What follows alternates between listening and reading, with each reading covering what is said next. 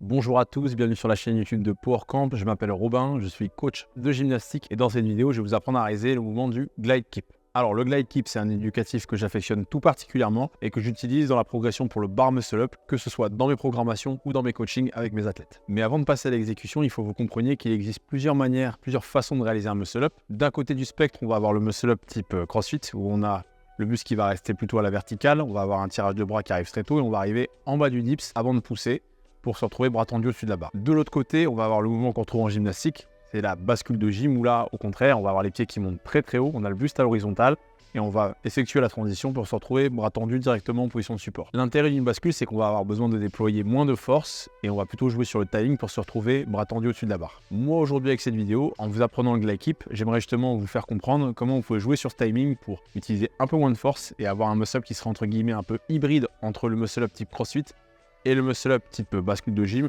pour encore une fois moins vous fatiguer et arriver plutôt bras tendus. Ça ne veut pas dire qu'il faudra faire comme ça tout le temps en road, mais au moins vous allez maîtriser un spectre de mouvement beaucoup plus grand. Bon, maintenant si ça c'est bon pour vous, on va passer à l'exécution. Alors au niveau du poste de travail, vous allez avoir besoin de fixer une barre au rack à peu près à hauteur de vos hanches pour qu'au moment où on se retrouve en position de support, on puisse être jambes tendues sans avoir les pieds qui touchent le sol ou alors que ça effleure à la limite. Il faut que cette barre elle soit bien fixée, donc vous faites ça avec des élastiques parce qu'il ne faut pas qu'elle puisse sortir du rack.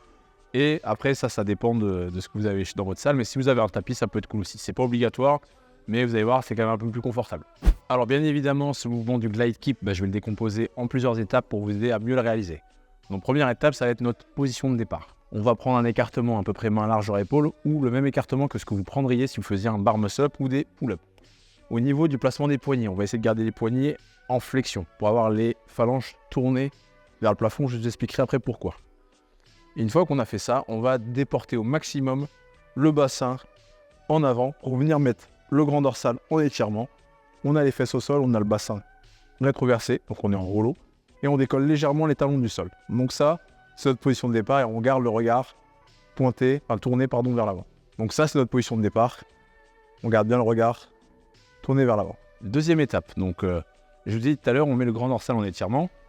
Et en fait, ça va fonctionner un peu comme un élastique le muscle. C'est-à-dire que si je mets mon grand dorsal en étirement, il a envie de reprendre sa forme initiale. Et donc moi, mon objectif, ça va être de faire en sorte que mon bassin, il passe d'une position où il est en avant de la barre à derrière la barre.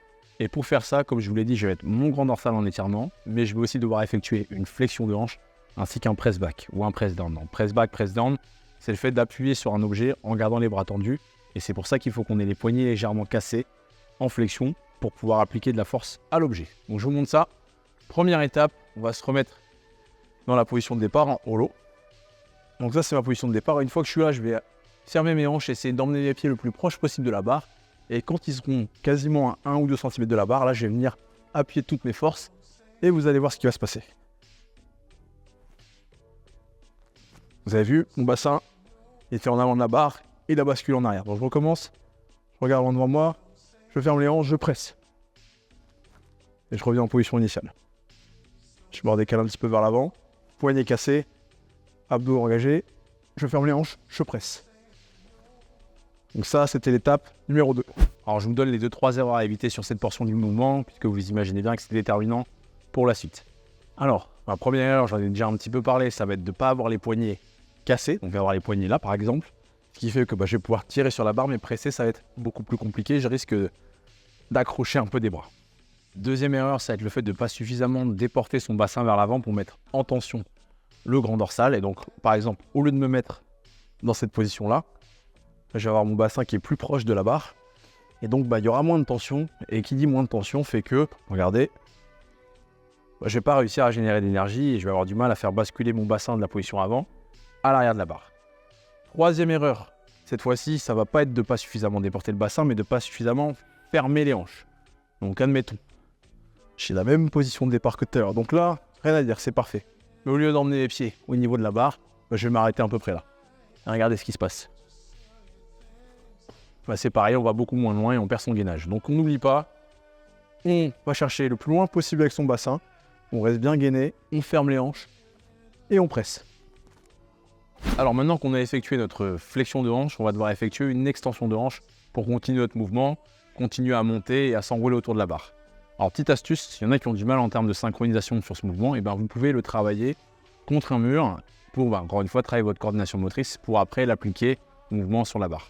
Alors, petite astuce, s'il y en a qui ont du mal en termes de coordination motrice pour faire un press back et une extension de hanche, il n'y a rien qui vous interdit de le travailler au préalable sur un mur avant de basculer sur la barre. Donc, je vais vous montrer ça. Première étape, pour bien comprendre quel muscle on doit engager dans notre extension, on va faire des glute bridge. Alors, le but, ça va être de pousser les hanches au plafond en contractant les fessiers, main à plat, de manière hyper explosive.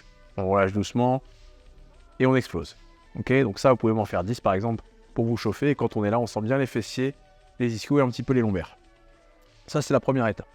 Deuxième étape, il faut que vous maîtrisiez la position de la reverse plank. Donc, c'est une position au mur où on prend un pied avec les pointes de pied.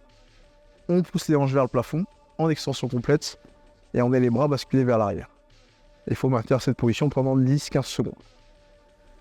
Étape numéro 3, on va faire le lien entre les glute bridges, donc notre explosion au niveau de l'extension, et le fait de replaquer en reverse plank. Donc je vous montre ça.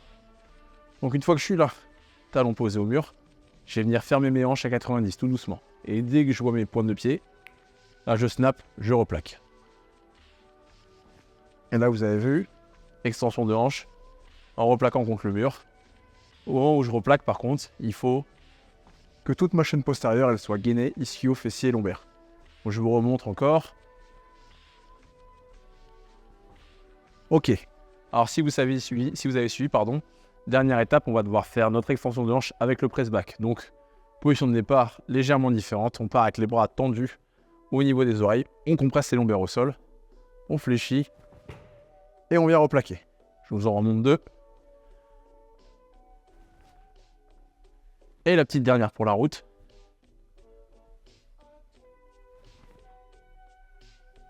Alors maintenant qu'on a travaillé notre extension de hanche contre le mur et la synchronisation de cette extension de hanche avec le press back, on va essayer de le reproduire directement sur la barre. Bien évidemment, il faudra avoir de la patience sur la première étape. Il faudra bien fermer les hanches et presser pour pouvoir réaliser ça au mieux. Donc je vous montre. Donc tout à l'heure, on replaquait contre le mur. Là, on va replaquer directement au sol. Position de départ, par contre, vous allez voir, c'est la même. Holo, je peux regarder mes pointes de pied ou la barre. Je presse et je replaque. Au moment où je replaque, comme tout à l'heure contre le mur, toute la chaîne postérieure, elle doit être gainée, les fessiers, les ischios et les lombaires. Je vous remontre. On patiente, on presse, on replaque. Et vous avez vu, je suis bras tendu. Donc faites attention à ne pas tirer des bras là-dessus. Ça commence à être tentant, je sais. Je vais vous montrer d'ailleurs ce qui se passe quand on tire les bras. Ça ressemble, hein, mais... Donc là, nous, ce qu'on veut, c'est rester en press back, puisqu'on veut effectuer un mouvement de bascule. Rappelez-vous ce que j'ai dit en intro. Notre but, c'est d'arriver quasiment bras tendus. Allez, je vais vous en montrer un petit dernier pour la route.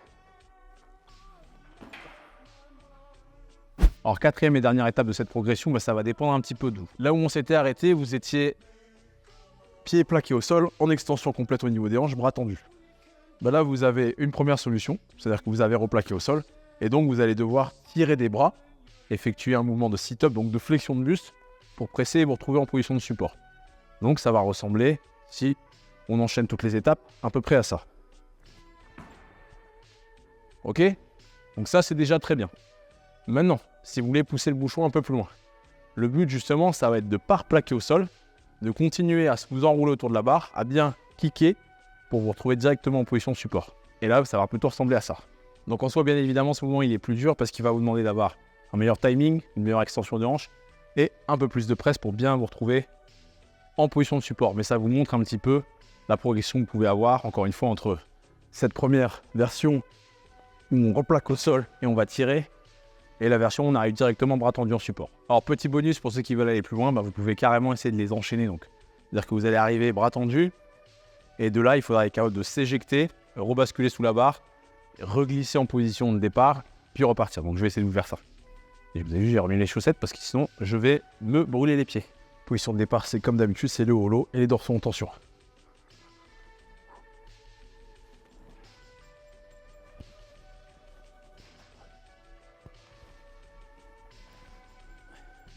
Et on va pas se mentir, c'est assez fun à faire.